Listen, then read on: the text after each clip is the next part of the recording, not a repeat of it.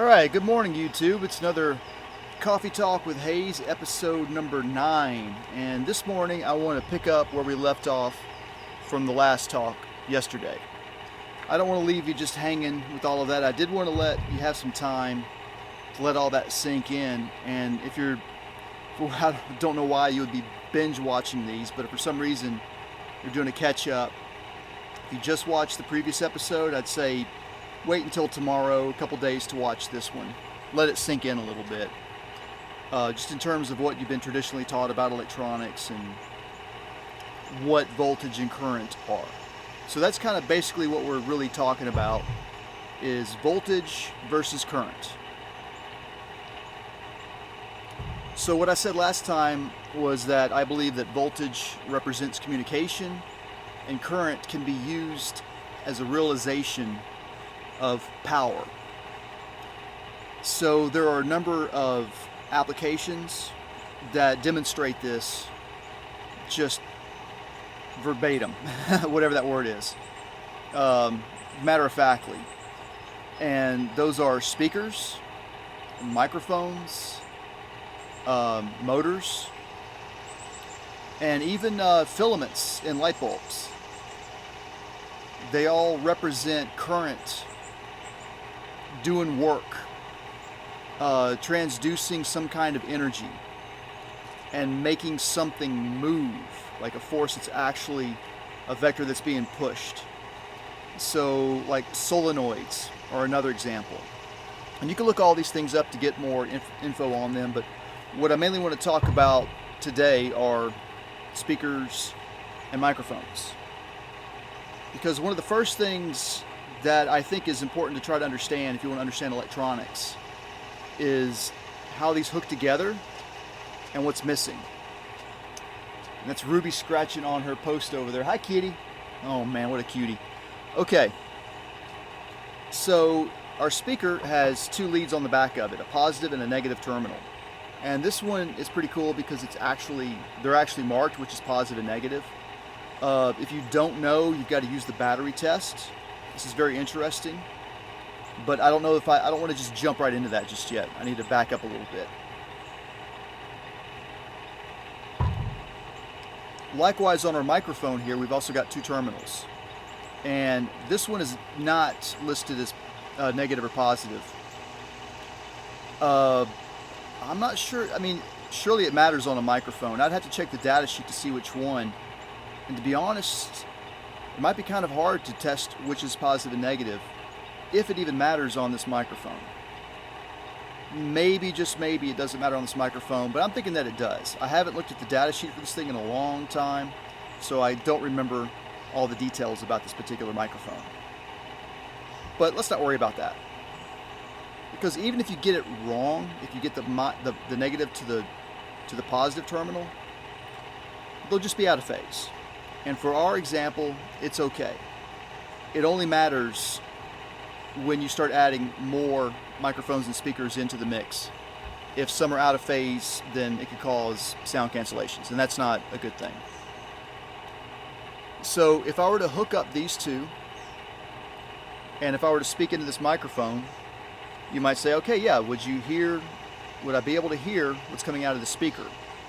And the answer is probably not. It would be so faint, maybe if you put it up to your ear, which you never want to take one of these and just stick it up to your ear. It's always a dangerous, risky venture to do that. Our hearing is very, very important, and try to keep these things away from being very close to your ears. It's very, very tempting to do, very, very tempting to do, and it's always that one thing that some spike gets you and it can do some ear damage. This speaker, interestingly enough, is rated for us. It tells us that it has 8 ohms of impedance. I'll explain what that means here in a second. And it's capable of delivering 3 watts. This tells us a lot. It's great to know about that. Our microphone doesn't list any such thing. If I had to estimate, I'd say this is maybe 200 ohms of impedance.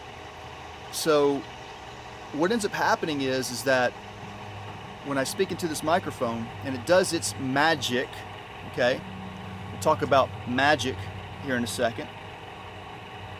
When it does its magic, it does produce a small voltage out of its terminals.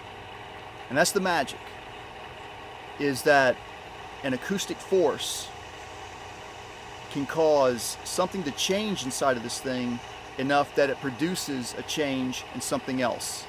In this case, it's a change in voltage. Now, how that magic happens is called transconductance, and I don't understand it. That's why I call it magic. Really what it is magnetism. And I think that's where we get the word magnetism from, is from magic. Because perhaps some of the early magic tricks employed magnetism in ways that people didn't even understand what magnetism was. We just knew that these objects behaved a certain way, attracted and repelled each other. I don't know.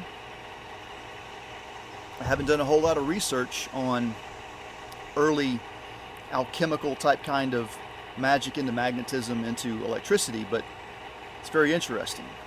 One of my biggest disconnects, I mean, like one of my hardest gaps to sort of hurdle over, or to bridge a gap between, to whatever I'm trying to say, sorry, was understanding how important magnetism is in electronics and electricity itself.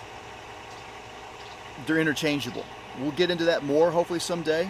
Maybe you'll want to research more of this on your own, and you'll start to discover that on your own, but I will be talking about this more in the future. So, what am I saying here? Yes. This change in voltage that is produced out of these terminals, when I hook them up to these terminals by a couple wires, which we call conductors, because they conduct electricity, that change in voltage will cause a very similar thing to happen conversely inside the speaker. And it will change the magnetism of the core right here in such a way that the speaker fabric here, whatever this is called, forgive me, will bounce up and down. And it will do so in such a way as to reproduce whatever was sent into it this way. Whatever acoustic signal was sent into this will be reproduced here. What goes on in between, what is sent down the lines here, well, what's sent down one line comes back to the other, it forms a loop, you see, a circuit, is voltage. Of course, a little bit of current. It is a super tiny amount. It's like 0.0000, like 18 zeros, and then like a small number. That's how many volts are going back and forth. And keep in mind, this is an alternating current. It's alternating because the sound pressure of my voice, even right now when I'm speaking into it, this is happening. It's just nothing is happening because it's an open circuit. There's nothing for the current, for the electrons to bump into and form a conga line. When I speak into this microphone, it's actually causing the sound waves from my voice, from my vocal cords, coupled to my larynx and the mouth chamber, produces enough force to make something inside of here go back and forth, and that's alternating, you see. When it goes this way, we'll say that the current flows down from this, whatever side this is to you, around to this side. When it comes back in, it goes this way. I believe this is what is known as a superposition, but I'm not going to get into that. That's kind of technical. But if you understand what a superposition is, you understand, okay, it's a copy, it's a replica. So my sound waves are being replicated as a change in voltage through this circuit, which is then affecting the magnet in this speaker to cause the speaker itself to alternate back and forth at the same rate. Now, if they're out of phase, if the diaphragm of the microphone pushes in and I'm out of phase over here, it's going to cause the speaker to push out. It should be that when I push in, the speaker goes in, and then whatever rarefactoring comes back causes the speaker to go out. Or it could be inverse, but you get the point. You want them to be in phase. Sometimes in phase is out of phase. It's not, but things can be counterintuitive in electronics, so just prepare yourself and understand that it's the absence of something that makes truth sometimes. It's really, really, really weird. That is one of the kind of mind melting phenomena that's like in my studying of electrical engineering, understanding how the inverse of something is what you really want has been kind of a challenge. But it's good. It opens up a lot of problem solving skills. It makes you see things in a different light. Okay, so where am I going with all of this? It's a good question. Yes, I can get current to sort of flow in between of these, and maybe, just maybe, I won't even need a battery to kind of help things along. But I won't be able to hear anything out of it. One thing I can use, and I'm not going to go into this too much, is a transformer. I could put a transformer between these two, and that would increase the voltage. We call that stepping up the voltage. And then I could actually hear it. It's pretty cool, actually. You can use a passive direct box. Dave Ratt, great channel here on YouTube. Go check him out if you're into sound.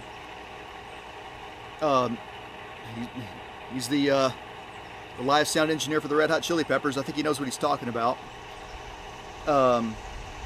Unfortunately, I just forgot what I was talking about, but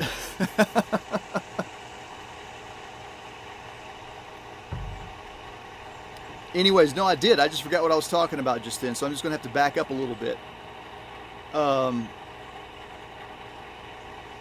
Okay, sorry, that was pretty good. I think it's these cicadas that are getting to me, to tell you the truth, man. They're driving me crazy, man. It's these drums. They're driving me crazy. Okay. Sometimes you really just got to sit back and take a little bit of a break with electronics. Definitely, I remember when I was first getting into this, I had like many sleepless nights. If you start really getting into DIY, you might experience the same thing, where I was just dreaming and all I was seeing was circuits. Okay, I got to start over. I'm not going to edit that out. Okay, so if I connect these two together. Oh, that's right, now I remember. So the trick that I learned from Dave Ratt was using a passive direct box. Now I know that you've heard of that before, and you may have used one in a studio before. Maybe you're a bass player and you're just like, I don't know why I need this thing, but I take it with me to the gigs in my studio and everybody loves it, and you know, it makes my sound correct when I send it through the mixing console. Well, even with a passive direct box, which on the inside is really just one, maybe two transformers, probably just one transformer, it's not enough to actually hear it above a lot of other people talking. It basically makes it about the same level as someone speaking softly or at a moderate level. Now, I did a little bit of just kind of thinking this morning, and I was thinking about the word loudspeaker itself. And then just, okay, well, the word speaker, right? I think it's really important to try to keep a historical perspective on the evolution of, you know, the technology of electrical engineering. And one of the first desires, one of the first things that we wanted to do was to be able to have a public speaker address the crowd. Politics, for entertainment, for whatever reason. Wanted to be able to take someone's voice and get it out there so everybody could hear it. You know, before we started employing electricity, this was done with acoustical chambers a lot of times, and people would have geographical areas where they would use for public addressing. This is why it's called a PA system, a public address system. So I think this is where we get the term loudspeaker from, because that's what we wanted. We wanted a loudspeaker. You see? There's no such thing as a soft speaker, really, if you think about it. How can you use moderate speakers for this concert? Yeah, it's a little loud, and all of the residents are complaining. So in order to do that, this is where it really gets good. Amplification. Now, I would say in terms of university level, we're taking courses in electrical engineering. I'm not sure when they really start talking about amplification, but I know that a lot of students always talk about when they get to transistors are kind of okay, but when they get to op amps, things just kind of start getting really like whoa, whoa, whoa, what's going on? And I've always heard this for 30 years. I've been hearing about that. When I first looked at op amps, yeah, I was like, okay, what? This whole idea of negative feedback. I could not understand why what I'm about to say is incorrect, but maybe this is you might feel the same sentiment that I have here. This is the old me talking. Why would you want to take, how can you take okay, so I'm thinking of feedback, right? Feedback is if I take this microphone and put up in this speaker and get that horrible whining pitch, right? I'm like, why would you want to inject that back into your signal? You might be thinking the same thing. And you don't. That's not what's happening at all. And that's why I'm going to this crazy sort of long links to try to explain this, because I think that I can actually explain what's going on to you without you even having to understand electronics. I don't think anybody else out there is really doing that. I haven't seen anybody really doing this yet. It's not like I'm having a breakthrough for you or anything. I just, there are other people out there surely that are doing this. I just don't know about them. Stick just fell out of the tree. That was weird. It's probably a squirrel up there throwing them out. Okay, so amplification. Now, in order to actually make this so when I speak into this, you could hear it and it would be, oh yeah, I noticed that, right? Because one thing, I'm talking, my own voice is going to overmask what's coming out of the speaker unless it's loud enough. And the way we do that is through amplification.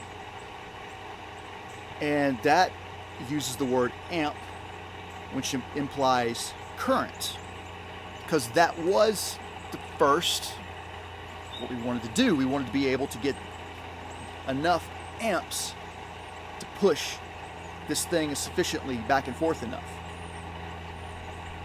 Think about that for a second. See, this is the difference between voltage and current. Voltage is not going to move.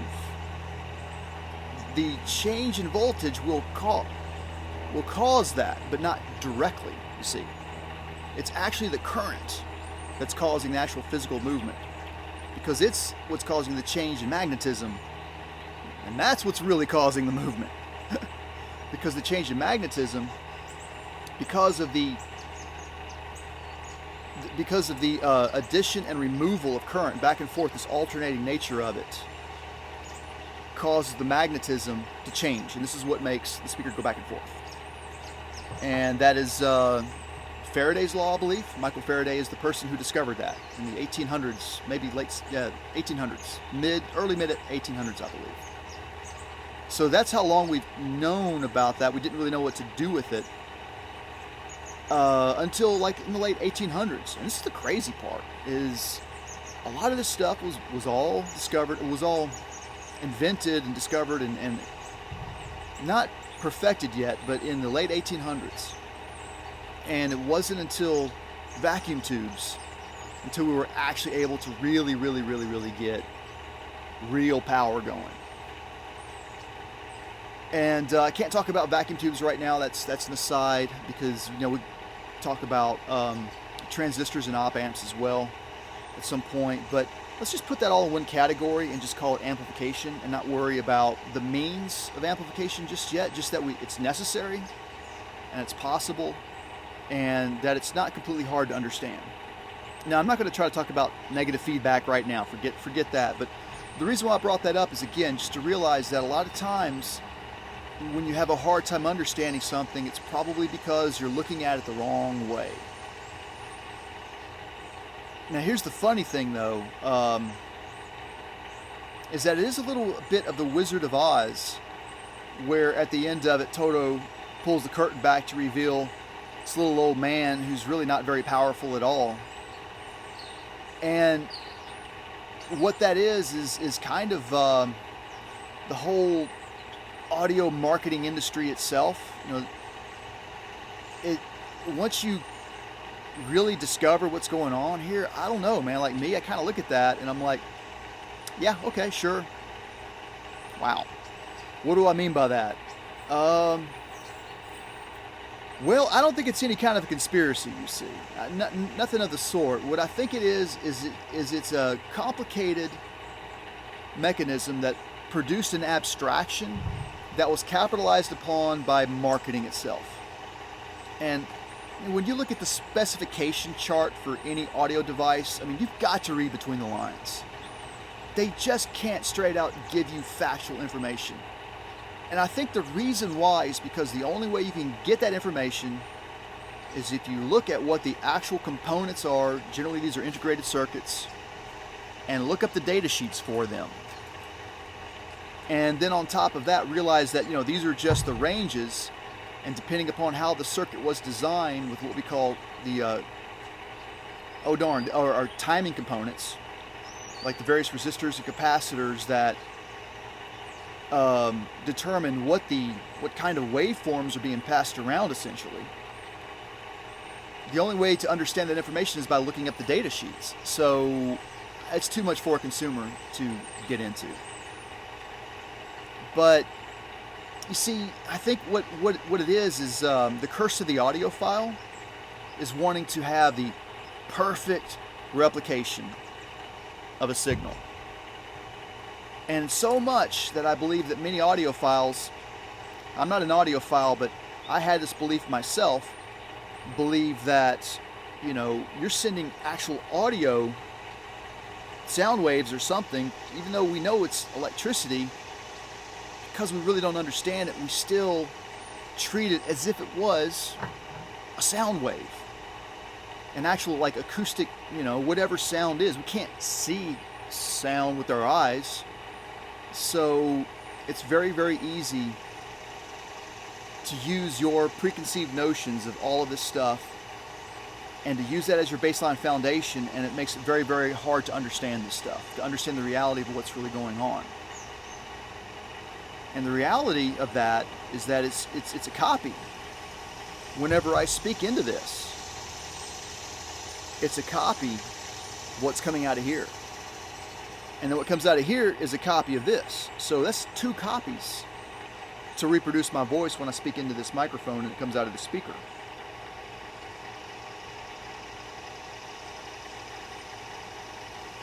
If I'm using an amplifier, it's most definitely a copy. So you could almost argue, well, yeah, kind of, sort of. But when you use an active amplifier, like a transistor network, or just even one transistor, or an op amp, which pretty much is a transistor network. It's a network of transistor networks.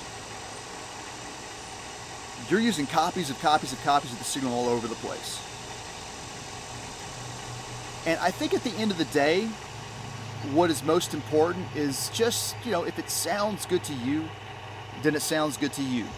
If you hear something and you don't like the way it sounds, and you want to fix it, you fix it. And you keep doing this until you've got it sounding the way that you want it to sound in your room. Congratulations, you become an audiophile. The problem is there are just so many people out there, who use cheap headphones, and, like, we came from this weird, it wasn't a dark age, it was just this weird sort of like age of ignorance when people were first getting into MP3s and listening to a bunch of crappily compressed MP3s with terrible headphones, which these terrible headphones started with the Sony Walkmans, like these really lightly kind of hanging over your ears. There was like no power, so you're just cranking them up and everybody around you can hear it just as loud as you can. When you're dealing with that, it's like, yeah, that sounds bad, of course, but things have gotten so much better that almost everybody now is listening to really, really high-end equipment, and it's not that expensive. And the most important thing probably is just, acoustically reinforcing your listening room. I don't know, most of the time I just listen in very nice headphones. Nice studio grade, over-the-ear headphones, closed back, open back, doesn't matter. But, that's why I'm not into vinyl. That's That's why I'm not into cassettes. That's why I just prefer digital audio that is not compressed. No lossless compression. I use lossy compression. FLAC is my format of choice, and I think it sounds great. I think it sounds absolutely wonderful. The digital artifacting or whatever. Nah, if you can hear that, I'm sorry. That's a curse. Because most humans can't hear that. And if you're one of the unlucky few that can really know, like, oh yeah, I can hear it. It's a curse. It really is. The better you're hearing, when it gets so fine-tuned on that level, you're so sensitive that everything annoys you. See what I'm saying? It's like it's hard to enjoy anything. Everything has to be so perfect all the time. This is one of my favorite speakers that I like to use. It's a mono speaker, and it projects. What I like to use this for is for talking head stuff, or when I'm listening to podcasts. This is great for vocal range. And yep, the reason why it works, we can't see it I don't think, is because it's powered. And this is a weird one. There's no audio jack out of this thing. No TRS jack. It just uses the USB cable. And you have to have a special breakout cable that breaks the audio conductors from the cable out.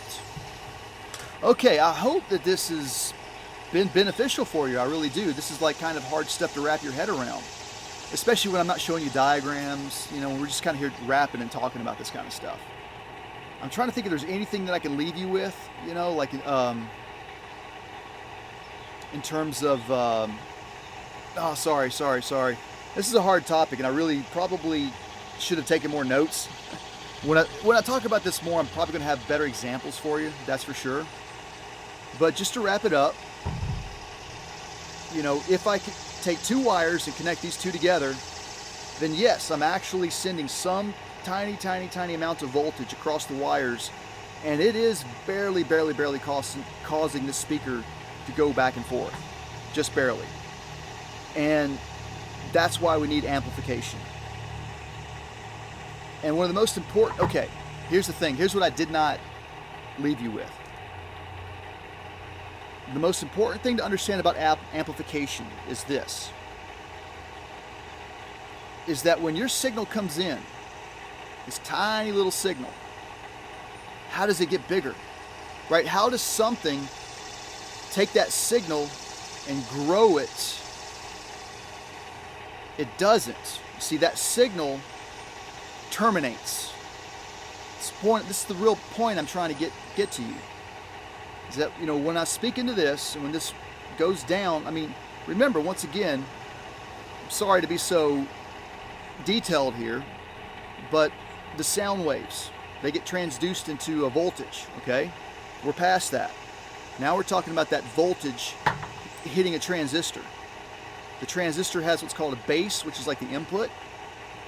And then the other two terminals, think of it as literally like a rail on the subway. Like, think of it as the third rail on the subway.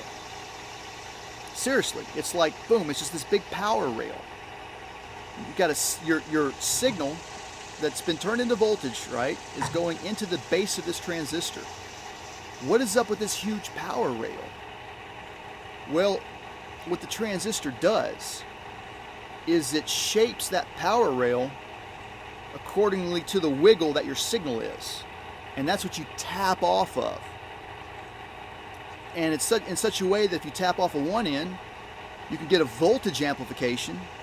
But if you tap off the other end, you can get a current amplification. The important thing to understand here is that power rail forms a new signal that is the amplified signal that hits that speaker. I hope that makes a lot of sense, and I'll see you next time.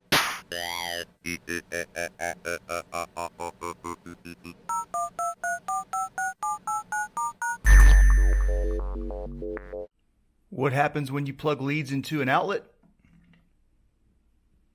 You get 120 volts.